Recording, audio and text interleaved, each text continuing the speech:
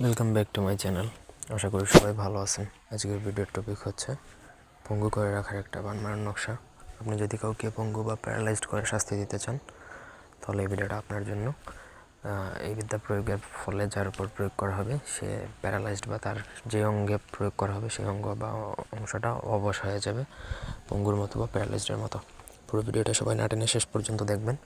আমার চ্যানেলটা সাবস্ক্রাইব করবেন, লাইক কমেন্ট শেয়ার করবেন। ব্যক্তিগত যে কোনো প্রয়োজন বা যে কোনো কাজের জন্য স্ক্রিনে দেওয়া নাম্বারে সরাসরি ফোনে বা হোয়াটসঅ্যাপে যোগাযোগ করে যে কোনো কাজ করাতে পারবেন দেশ বা দেশের বাইরে থেকে। তো স্ক্রিনে দেখুন একটা নকশা দেওয়া আছে, 16টা ঘরের নকশা। সেটা আপনাকে করতে হবে, তবে এটা ইলিগ্যাল বা অবৈধ কোনো উদ্দেশ্য নিয়ে প্রয়োগ করা যায় না। শুধুমাত্র যদি আপনি আসলেই নিপীড়িত নির্যাতিত হয়ে থাকেন, অপারগ হন, তখনই আপনি এটা প্রয়োগ করতে পারবেন, অন্যথায় এটা প্রয়োগ করতে পারবেন না। তো এই নকশা প্রয়োগের সময় আপনার প্রথমত ভোজপত্র নেবেন।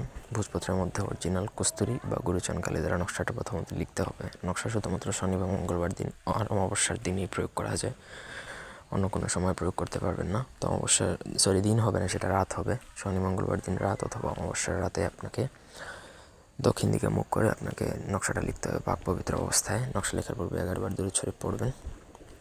কাজ শুরু করে পূর্বে তারপর আপনি যার অঙ্গ অবশ করতে চান নিচে লিখবেন যে অমুকের পুত্র অমুক বা অমুকের কন্যা অমুকের এই অঙ্গটা অবশ্যক, এটা বাংলায় লিখবেন।